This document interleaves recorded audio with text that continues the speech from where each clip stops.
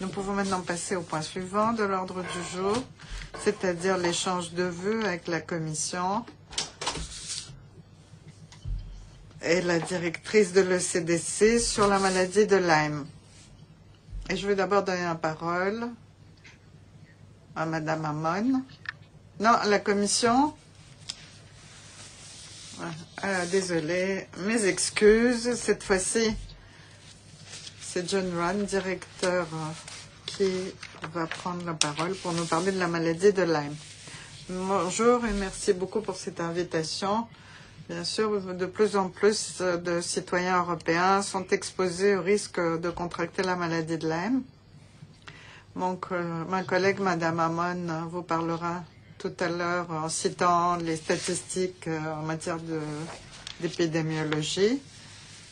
Mais je pense que nos deux exposés devraient vous montrer qu'il est utile que nous coopérions, que nous travaillions ensemble sur ce type de maladie transmissible partout en Europe et qui concerne tous les États membres. La maladie de Lyme est un vrai risque pour la santé dans l'Union européenne. En fait, c'est une des maladies les plus prévalentes en Europe. Sa distribution géographique est en train d'évoluer en raison principalement du changement climatique. Et nous pensons que dans les années qui viennent, l'étendue de la prévalence de la maladie de Lyme dans les régions septentrionales va rendre la présence de la maladie plus importante dans les zones endémiques. Donc même s'il ne s'agit pas d'une maladie émergente, une description précise de l'épidémiologie n'est pas encore possible, car il existe certains symptômes ne sont pas facilement détectables. La maladie peut rester longtemps, peut ne pas être détectée pendant longtemps, et ensuite parce que les données des différents laboratoires ne sont pas directement comparables, parce que des tests très différents sont utilisés. Et en fait, les données sur la maladie ne sont communiquées aux communautés que dans un petit nombre d'États membres. Donc les statistiques en Europe sont fondées sur des définitions non normalisées et des collectes de données non normalisées. Même si l'extension de la maladie reste préoccupante pour l'Union européenne. Alors, transparent suivant. Nous avons une base juridique que le Parlement et le Conseil ont adoptée sur la question, sur les maladies transmissibles de manière générale. C'est une décision du Parlement et du Conseil 1082. Il existe un réseau de surveillance opérationnelle géré par le CDC. Il s'agit de créer des données comparables et compatibles en Europe sur un certain nombre de ces maladies transmissibles.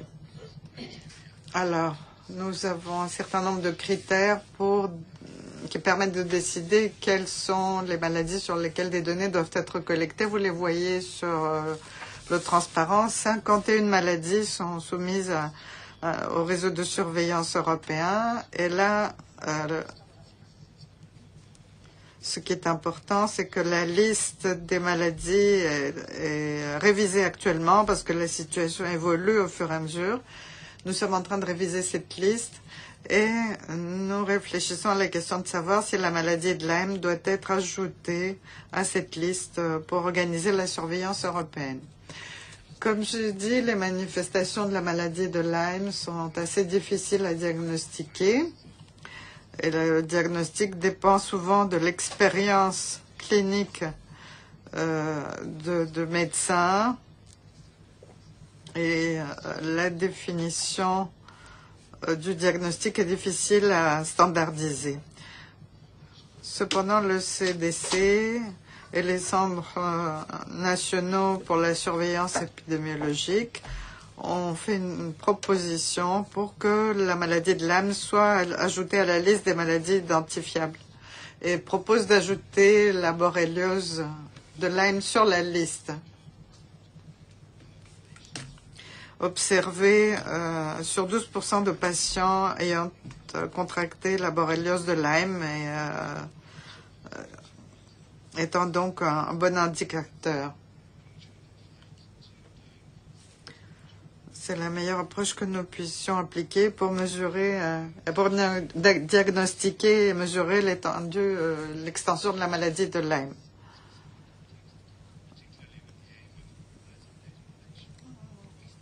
L'objectif étant d'harmoniser la collecte des données dans l'Union européenne. Et une fois que ce sera adopté, nous espérons que nous pourrons estimer l'étendue de la maladie de Lyme en utilisant des facteurs de multiplication disponibles. Alors nous avons ces critères spécifiques pour la maladie de Lyme prévus dans la décision communautaire. Donc c'est une maladie qui provoque une morbidité importante. Ensuite, c'est une maladie où l'utilisation précoce des données sera utile à travers les États membres. Et ensuite, la comparaison de ces données nous permettra de mettre en place des systèmes de surveillance européens. Donc les objectifs principaux pour l'inclusion de la maladie de Lyme à la liste est d'améliorer la surveillance systématique avec des mesures pour prévenir et contrôler la maladie et pour encourager la recherche pour la prévention et le diagnostic, ce qui va améliorer le niveau de protection de la santé dans l'Union européenne. La Commission est en train a prévu une première discussion sur la révision de la liste avec les États membres au mois de décembre et nous allons proposer un nouvel acte d'application par procédure écrite dans les semaines qui viennent. Je voudrais aussi évoquer quelques autres activités de la Commission utiles pour évaluer la charge de la maladie de Lyme. Notre programme de santé prévoit notamment la création d'un atelier de travail sur ces maladies avec partage d'expériences et de bonnes pratiques. Aussi un atelier sur... nous avons organisé un atelier en septembre de l'année dernière pour organiser une réaction efficace et pour permettre à l'Union européenne de renforcer sa surveillance sur les maladies transmises par vecteur. Une recherche fondamentale sera réalisée pour le développement de nouveaux vaccins. C'est financé par un programme d'un montant de 40 millions d'euros. Une étude est faite aussi sur l'impact climatique, sur l'extension de la maladie et sur la tique qui transmet cette maladie et des méthodes de diagnostic et de recherche pour le développement de vaccins. Et enfin, 25 millions d'euros sont disponibles dans le cadre de la Banque européenne d'investissement pour l'élaboration également d'un vaccin pour combattre la maladie de Lyme. Merci. Yes, thank you. Merci. Écoutez, je vais vous présenter le contexte et donner des informations supplémentaires à celles que Ryan a déjà exposées. Alors, cela a été dit, c'est l'une des maladies les plus répandues transportées par les tiques. C'est une infection bactérienne. Il ne faut pas comparer cela et confondre ceci avec l'encéphalite transmise par les tiques. La première description a été faite en 1977 dans le comté de Lyme, aux États-Unis. Il y a plusieurs espèces de bactéries qui la causent en Europe, mais une tique seulement, un vecteur, qui est Exodus ricinus, dont vous voyez une belle photographie en bas. Une fois que vous obtenez l'infection, Enfin, où est-ce que vous obtenez l'infection? C'est dans leur lieu, dans leur habitat, les zones herbeuses, où il y a des buissons, dans les forêts, mais pas uniquement en pleine nature. Elles peuvent être dans les parcs en ville ou dans vos jardins, derrière votre maison. L'exposition, donc, est assez vaste. Les manifestations cliniques, il y a 3 phases.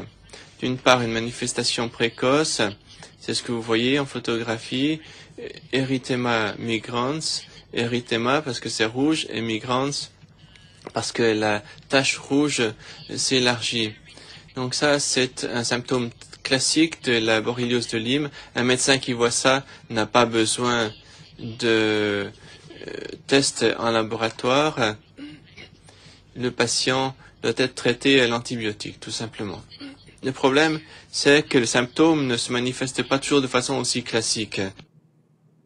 Et à ce moment-là, les tests de diagnostic ne sont pas aussi sensibles, d'où le problème, car on passe à la phase suivante où vous contractez des symptômes aigus neurologiques ou cardiaques. Et là, on peut avoir neuroborréliose. Et on peut arriver à un stade de maladie tardif avec une arthrite persistante. Alors, je l'ai dit, John l'a mentionné, l'épidémie n'est pas bien connue, car les systèmes de surveillance ne sont pas les mêmes dans les différents pays de l'Union européenne. Les efforts mentionnés par John portent avant tout sur l'harmonisation. Nous avons réalisé une méta-analyse des données existantes depuis 25 ans dans un examen de la littérature en calculant une incidence médiane de 11,5 personnes infectées pour 100 000 personnes par an. Il y a des écarts entre 1 sur 100 000 et 100 sur 100 000. Donc la fourchette est vaste dans les publications et on a besoin de données solides pour savoir à quoi nous sommes confrontés. Pour ce qui est du diagnostic, un test sérologique est réalisé. Et ici également, nous avons réalisé une analyse systématique. Il est apparu clairement que la sensibilité dans les phases précoces est très faible dans ce test de sérologie, à peu près 50%. En d'autres termes, 50% des personnes qui ont contracté l'infection ne sont pas détectées à cette phase précoce. Et c'est donc là la raison principale qui nous pousse à dire que l'on a besoin d'un meilleur diagnostic. Plus la maladie progresse, plus on peut poser un diagnostic facile, mais plus le traitement est délicat. Pour l'instant, aucun vaccin n'existe. Il y en avait un qui existait. Il a été retiré en 2002 en raison de plusieurs problèmes, même s'il n'y a pas eu de preuve d'association directe entre le vaccin et l'arthrite dans l'étude de sécurité qui avait été réalisée. Il y a de nouveaux candidats aux États-Unis et en Belgique avec des essais phase 1. La phase 1, c'est la première phase, à savoir que cela prendra encore des années d'ici à ce que le vaccin soit mis sur le marché. John a évoqué les projets financés par l'Union européenne également. Qu'est-ce qui nous reste dans notre boîte à outils? Tout d'abord, éviter les piqûres de tiques avec une boîte à outils et des outils disponibles aux États membres à utiliser dans leur campagne, comment se protéger des tiques et également comment extraire la tique. Il faut le faire dès que possible. Plus la tique reste longuement sur votre peau, plus le risque, plus la probabilité est élevée de transmission de la borréliose. Si cela n'est pas couronné de succès, les traitements possibles sont les antibiotiques. La bonne nouvelle, c'est qu'à ce jour, il n'y a pas de résistance antimicrobienne. Et vous l'avez vu également, dans les phases précoces de la maladie de Lyme, il suffit d'avaler des comprimés, tandis que dans les deuxième et troisième phases, vous devez prendre l'antibiotique en tant que perfusion. Et pour les phases ultérieures, c'est nécessaire également. Donc ici, nous avons donc essayé depuis 2011 de trouver un consensus concernant la surveillance et j'espère que cela pourra aboutir. Nous avons publié un certain nombre de conseils de nature épidémiologique et notamment sur la présence spatiale de la borréliose. Nous avons réalisé un examen de la littérature systématique sur les tests en laboratoire et sur la précision des diagnostics, ainsi que sur leur spécificité. Nous avons des cartes de présence des tiques en Europe et des fiches techniques pour les experts. Et en bas, nous affichons les liens vers la documentation que nous avons créée, dont notamment les infographies qui expliquent quelque peu le contexte de la borréliose, d'autres maladies liées aux piqûres de tiques et le cycle de vie d'une tique. Merci. Merci beaucoup. Alors, je me tourne maintenant vers les collègues, s'ils souhaitent prendre la parole. Madame McGuinness. Merci, Madame la Présidente. Je vous remercie pour ces présentations. Je crois que beaucoup de personnes seront heureux de constater que la Commission Envie parle de ce sujet. En effet, dans les États membres, et en tout cas dans le mien, il y a des personnes qui ont été littéralement attaquées par des tiques et qui aujourd'hui souffrent de la maladie de Lyme. Il y a une organisation irlandaise qui s'appelle Tick Talk, qui a vraiment insisté pour que l'on parle publiquement de ce problème et pour que les malades soient reconnus en tant que malades. Alors, il y a quelques questions auxquelles vous avez sans doute répondu, mais je les pose au nom de ceux qui m'ont contacté. On parle de tests concernant des maladies transmises par les tiques qui ont été développées par des laboratoires étrangers, notamment américains, qui ne sont pas reconnus en Europe. Est-ce qu'on s'attaque à ce problème? Il y a également la question de la sensibilisation de la profession médicale elle-même.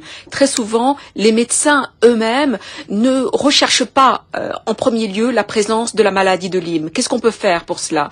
Y a-t-il de meilleures pratiques concernant le diagnostic et le traitement de la maladie de Lyme? Dernière question. La situation de cette maladie, son statut. Il y a une révision de la liste, a-t-on dit, je m'en réjouis, il devrait y avoir donc des propositions dans quelques semaines. Beaucoup de personnes en souffrent actuellement et beaucoup de gens ne savent même pas qu'ils souffrent de la maladie de Lyme. Peut-être que c'est dû également au changement climatique, peut-être que cela augmente les risques. Peut-être que l'on pourrait également cibler certaines professions ou certains loisirs qui vous exposent davantage aux piqûres de tiques. En tout cas, je pense que c'est une très bonne chose que d'avoir cette présentation aujourd'hui et j'espère que ce sera vraiment important pour ceux qui aujourd'hui en souffrent. Merci. Madame Ries. Merci Madame la Présidente. Je voudrais moi aussi vous remercier pour avoir mis ce point très important à l'ordre du jour aujourd'hui et préciser, comme Madame McGuinness, que c'est effectivement, dans mon cas aussi, alimenté par les très nombreux malades qui viennent nous trouver et depuis très très longtemps. Et c'est un son de cloche qu'on entend chez tous et chez toutes qui sont très désemparés. Il serait, selon les derniers chiffres dont nous disposons, mais qui sont peu officiels, car on a dit ici, le représentant de la Commission a précisé à quel point les données ne sont pas harmonisées, entre 500 000 et 1 million en Europe, une prévalence qui ne cesse d'augmenter, pour une maladie qui continue, malgré l'avancée de la recherche, à être mal cernée, je dirais, mal identifiée, mal détectée. J'ai bien vu les slides qu'on nous a montrés où c'est très visible. On se demande comment un médecin peut se tromper avec la sorte de cible ici et l'érythème qui se propage.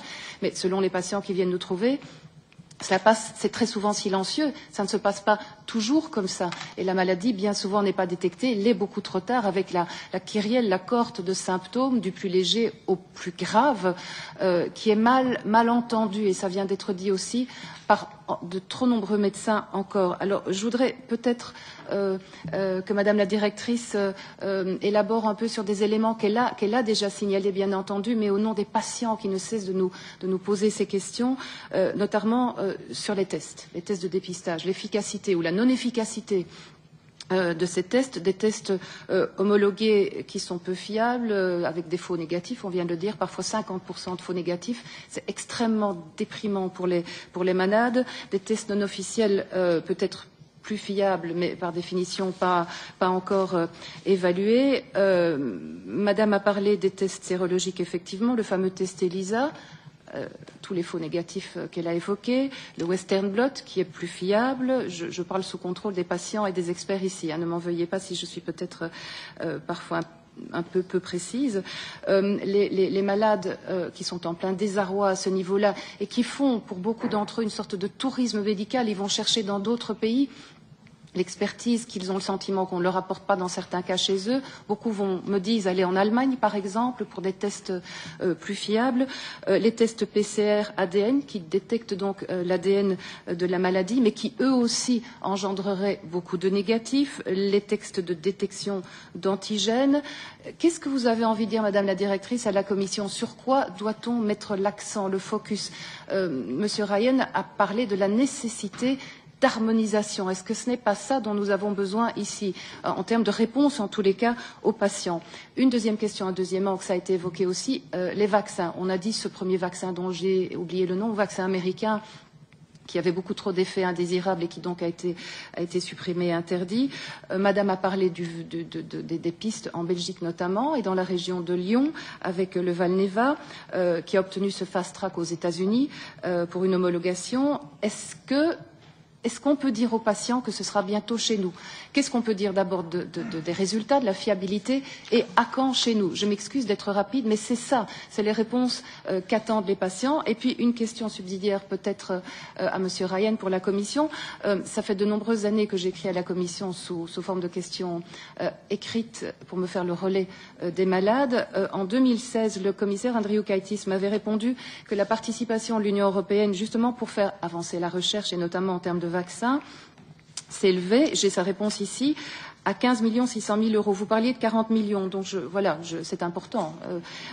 Où en est-on aujourd'hui, en tous les cas, en termes de montant et surtout de résultats? Monsieur Ryan a dans le fond, donné le titre et l'activité des ateliers. En termes de résultats, on en est où aujourd'hui? Et en termes de pistes prometteuses, j'aimerais savoir, là encore, ce que je peux transmettre aujourd'hui à tous ces malades qui nous approchent. Je vous remercie. And Madame Clun. Madame Clun.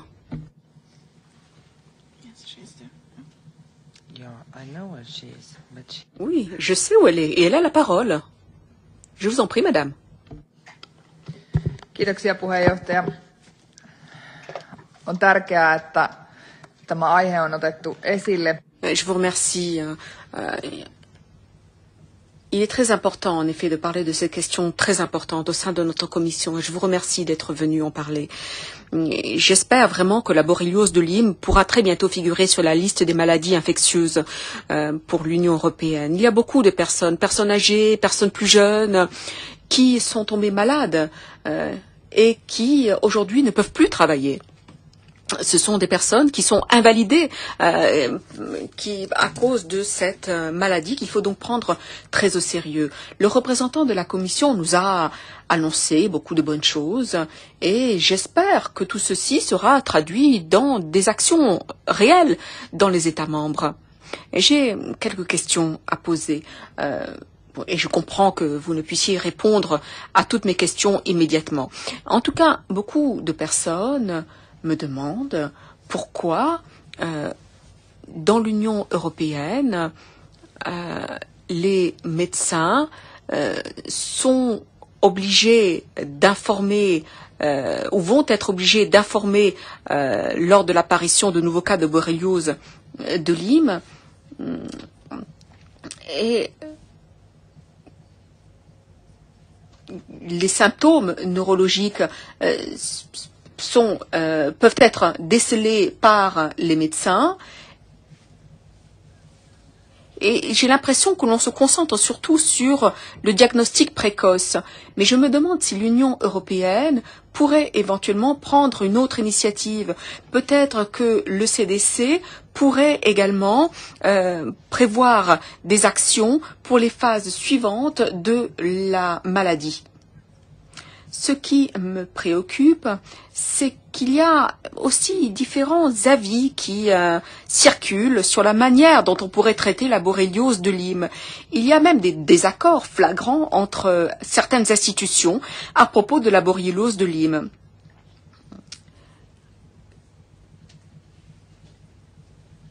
Et cela a un impact sur la rapidité avec laquelle les patients peuvent espérer être traités. Et cela montre à quel point il est important d'avoir des tests fiables dans l'Union européenne. Donc il ne faut pas seulement se pencher sur des possibilités de vaccination, il faut se pencher également sur l'amélioration des possibilités de diagnostic. Il faut que les diagnostics soient réalisés plus rapidement et de manière plus fiable. Et j'aimerais aussi savoir ce que l'on pourrait faire au niveau de l'Union européenne pour que les médecins puissent avoir tout un éventail de possibilités devant eux. Il faut que les médecins puissent vraiment étudier les risques liés à la borréliose. Et l'on se rend compte, comme cela a déjà été dit par une collègue, que certains patients vont dans d'autres pays, dans certaines cliniques qui ont des traitements contre la maladie, mais il y a des désaccords et il y a même certains médecins qui risquent leur carrière parce qu'on leur reproche d'appliquer tel ou tel traitement. Or, il est important que l'on puisse protéger les médecins qui s'engagent pour lutter contre cette maladie. Il est important que dans tous les pays de l'Union européenne, tous les médecins puissent traiter les patients atteints de borréliose de Lyme. Et il faut qu'ils puissent traiter les patients au cas par cas, en tenant compte de leurs problèmes particuliers. Quant au financement des différentes études, eh bien, il y a des problèmes actuellement. Je pense notamment aux tests qui sont aujourd'hui des tests de détection d'antigènes, mais le problème aujourd'hui, ce sont les délais. Pour qu'un antigène se développe, il faut attendre un délai assez long. Et pendant ce délai, eh bien, la maladie peut se développer et même s'aggraver. Alors, comment améliorer la situation? Comment améliorer ces tests de diagnostic et pourrait-on les financer? Peut-on financer le diagnostic en laboratoire d'une manière générale d'ailleurs, pas seulement pour la borréliose de Lyme? J'aimerais aussi savoir si l'on pourrait avoir plus de ressources pour étudier des traitements de la borréliose de Lyme. Peut-être que l'on pourrait mettre en place des équipes internationales dans lesquelles on trouverait des médecins du monde entier. Il s'agirait donc d'instances conjointes. Thank you, Madame Kadam. Merci, Madame Kadenbach. Ein herzliches Dankeschön. Merci beaucoup. Je pense que c'est la bonne démarche, effectivement, de plus se concentrer sur ce problème lié à Lyme. Eh bien, en Basse-Autriche, il y a 25 ans, nous avons eu un représentant qui est tombé malade et ça a été diagnostiqué assez rapidement. Du coup, il a pu guérir, mais il est vrai qu'il a dû subir une transplantation cardiaque. Vous voyez combien cette maladie peut être grave. Et dans les régions où les tiques sont très présentes, souvent les personnes qui vont se promener en forêt, qui ont une profession liée à la forêt, pense être protégé grâce au vaccin contre la FSME, être protégé contre tous les types de maladies que peut transporter la tique. Eh bien, je crois qu'on doit vraiment transmettre l'information via les différentes fédérations, via les exploitants de parcs naturels, à savoir qu'avec le vaccin FSME, on ne peut pas protéger contre toutes les maladies. Nous ne sommes pas immunisés contre toutes les maladies. Et je crois que c'est une indication qui est très importante et il serait bon de produire ce genre de documents, même là où des démarches sont déjà entreprises, mais où on n'a pas forcément pris en compte la maladie de Lyme. Yeah, thank you, Madam Chair. Merci, Madame la Présidente. Bon, ce problème, il n'est pas nouveau. Dans mon pays, la République tchèque, il y a eu beaucoup de recherches ces dernières années à ce sujet. Nous avons un assez bon système de tests. Et la population est très sensibilisée. C'est un problème connu chez nous.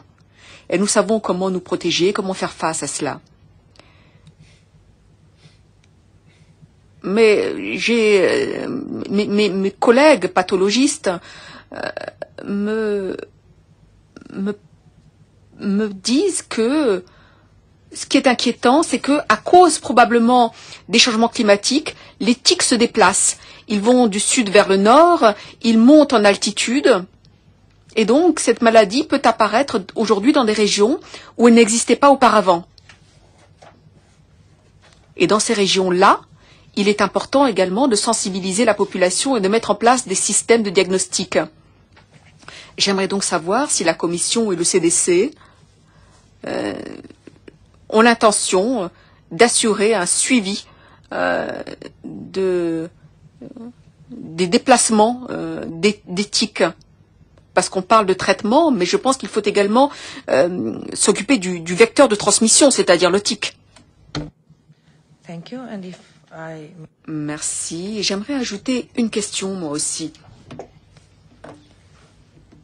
Il y a certains cas pour lesquels le diagnostic est fait en phase précoce. Et ensuite apparaît une maladie non curable, non traitable, comme la sclérose. Et j'aimerais savoir s'il y a un lien entre ces deux maladies, ou c'est juste une similitude entre les symptômes de ces maladies. Peut-être que c'est une question un peu trop technique. Voilà, je me tourne maintenant vers les directeurs pour qu'ils répondent. Monsieur Rand, vous avez la parole. Thank you very much. Je vous remercie. Cette discussion montre qu'il y a en fait de nombreux liens entre la maladie de Lyme et la question des maladies rares dont nous avons eu l'occasion de discuter à plusieurs occasions, car c'est très frustrant pour les patients de découvrir cette maladie et d'avoir ensuite des difficultés, des retards pour un véritable diagnostic. Et en fait, ce n'est pas la faute des médecins, mais c'est tout plusieurs éléments qui produisent cette situation. Le premier élément est de créer une base solide pour une surveillance pan-européenne. Je pense que c'est un élément fondamental qui nous permettra de prendre la mesure du problème et ensuite de montrer aux autorités nationales qu'il s'agit d'un problème réel pour plusieurs États membres et pour montrer aussi l'étendue du problème. Car je pense qu'un des aspects de ce problème, de cette maladie, qui est spécifique du fait que c'est une maladie qui se transmet par un vecteur et qui évolue avec le changement climatique, qui s'est déplacé vers le nord et vers l'est ces 20 dernières années. Deuxième élément, il y a les meilleures pratiques, les diagnostics qui évoluent grâce à la recherche. Madame Ries a posé une question sur les montants consacrés à la recherche et je peux vous confirmer ce que j'ai dit tout à l'heure, 40 millions d'euros pour le programme de recherche. Donc on investit de plus en plus dans la recherche, ce qui est important pour les outils de diagnostic, le diagnostic des maladies, des symptômes, mais c'est aussi important pour développer et soutenir des traitements spécifiques. Je pense que nous allons dans la bonne direction, mais la première étape pour nous est de créer une bonne base de surveillance pan-européenne de la maladie. C'est aussi un message pour les États membres. Nous n'avons que 51 maladies sur la liste des maladies transmissibles. Si en ajoutant une 52e, cela fait dire aux États membres qu'ils doivent mettre en place la surveillance et qu'il faut rechercher des ressources au niveau national pour améliorer le diagnostic et le traitement. Je pense qu'il y a beaucoup à gagner grâce à l'échange de bonnes pratiques et des connaissances entre les pays. Comme M. Poch l'a dit, la connaissance dans certains États membres et la recherche réalisée au niveau national est très avancée, alors que d'autres pays manquent de connaissances en la matière. Donc c'est une véritable valeur ajoutée que de rassembler les experts entre eux. Comme j'ai dit, septembre dernier, nous avons eu un atelier sur les maladies transmises par des vecteurs et Andrea a parlé de toute une série d'autres initiatives que le CDC a mises en place pour développer la compétence et la sensibilisation dans les pays membres au sujet de ces maladies, dont la maladie de Lyme. Pour ce qui est des maladies rares, il est essentiel aussi que les patients puissent communiquer les uns avec les autres sans forcément se déplacer dans d'autres pays pour recevoir un traitement. Mais il faut qu'ils sachent au moins où se trouvent les centres d'excellence. Nous avons créé des centres, des réseaux de référence européens qui permettent aux experts de se parler. Et on pourrait aussi l'envisager pour l'avenir. Nous avons 24 réseaux de référence et on pourrait envisager de créer un 25e réseau consacré à la maladie de Lyme. Ce serait vraiment très important pour les différents pays, pour leur collaboration. Enfin, la question des campagnes d'information. Comme l'a dit Andrea, concernant la résistance antimicrobienne, il est important que chaque État membre dispose d'outils d'information qu'ils puissent utiliser au niveau national, car la situation de chaque pays est différente. Mais concernant ces activités de loisirs, je pense qu'il faut vraiment mener des campagnes de sensibilisation pour les gens qui vont faire des balades en forêt, des randonnées en forêt, et sensibiliser aussi les généralistes pour qu'ils soient à même de diagnostiquer cette maladie. Merci. Merci beaucoup, Madame Amman. Oui, tout ce que je peux ajouter à ce qui vient d'être dit, c'est que l'information que nous produisons s'adresse plutôt aux experts de la santé publique et des groupes ciblés comme des patients ou des professionnels de la santé. Enfin, il existe des outils spécifiques qui ciblent ces deux groupes dans les campagnes de sensibilisation. Donc, nous ne ciblons pas spécifiquement les médecins dans les différents pays dans le cadre de cette campagne en tant que telle. Bon, nous avons bien sûr beaucoup d'informations. Il y a d'abord la campagne d'information à l'égard des patients. Ça, c'est une chose. L'autre chose, c'est que c'est de savoir ce qu'on fait en cas de suspicion d'infection. Comment améliorer la capacité de diagnostic. Car c'est là que j'ai le problème, d'après moi. À partir du moment où l'infection est encore facilement traitable, on n'a pas forcément de confirmation qu'il s'agit bien d'une infection. Et les tests examinent la réaction du corps vis-à-vis des bactéries, c'est-à-dire observent les anticorps. Et ces tests prennent du temps. Et il faut que le test soit extrêmement sensible pour détecter la production de ces anticorps. Donc il y a encore beaucoup à faire. Donc le diagnostic, il faut vraiment progresser sur le plan du diagnostic. Cela fait partie de nos projets de recherche. Et il y a aussi la question de la mise au point des vaccins.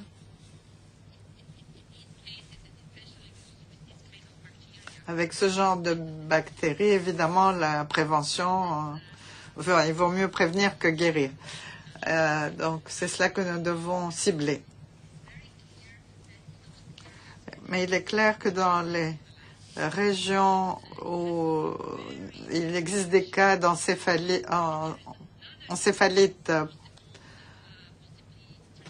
attique, et on ne peut pas exclure que il y a d'autres maladies transmises par les tiques qui ne sont pas prévenues, qui ne peuvent être prévenues par les vaccins. Et il faut donc sensibiliser les gens et les en avertir parce qu'ils pensent qu'une fois qu'ils ont été vaccinés, ils sont couverts pour toutes les maladies et ce n'est peut-être pas le cas. Donc c'est aussi un aspect qui doit être vu. Pour ce qui est des vecteurs, oui, c'est la première étape, mais s'occuper des vecteurs seuls ne suffit pas parce que les vecteurs peuvent être infectés aussi. Donc nous devons suivre non seulement le mouvement des tiques, les déplacements des tiques, mais les déplacements des tiques infectés, ce qui est différent. Et pour ce qui est d'un mauvais diagnostic par rapport à la borréliose de Lyme, sa confusion avec cette maladie neurologique, je ne peux pas vous le confirmer, mais je peux tenter de me renseigner. Merci. Merci beaucoup. Merci à tous ceux qui ont participé au débat.